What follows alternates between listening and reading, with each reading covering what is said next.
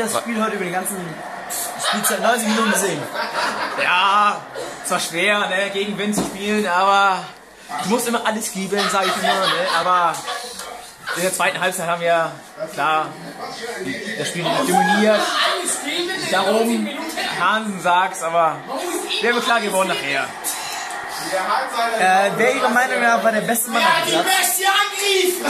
Ja, sagen wir mal, die ganze Mannschaft war gut. Ne? Es gibt keinen Besten. Aber vielleicht war ich doch der Beste, ne? Kann man so sagen. Nein, die ganze Mannschaft war einfach klasse. Und wer hat Ihrer Meinung nach besonders herausgestochen aus der ganzen Mannschaft? Also vielleicht nach den vielen Chancen, die Sie in der ersten Halbzeit kassiert haben, vielleicht den Torwart? Ja doch, der Torwart war ganz stark heute. Ne? Also Applaus für Jordi nochmal. Der war einfach souverän.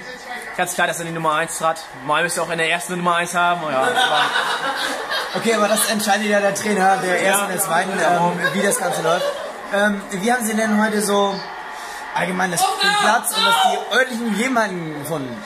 Der Platz war nicht so gut, ne? Viel Sand gewesen und viel Matsch, auch nicht matschig im Mittelfeld, war auch nicht Hüppeln, Steine. Aber außen waren wir ganz okay, aber der Wind war auch nicht, ne? Auch nicht durch und dann, ja, zweite Halbzeit haben wir zum Rückenwind und dann ging's. Ja, in der zweiten Halbzeit hat ja der Herr Engel das entscheidende 1:0 gemacht. Das war sehr, sehr hervortragend. Wie sind die anderen beiden Tore entstanden?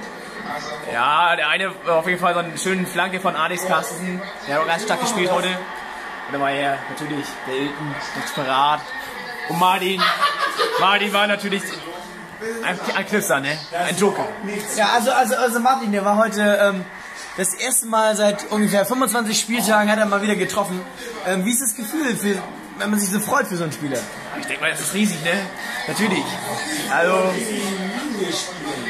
was soll man sagen? Ich glaube, unbeschreiblich. Unbeschreiblich, sagen wir so. Unbeschreiblich. Gut, ich danke sehr, Thomas. Bitte. Ja.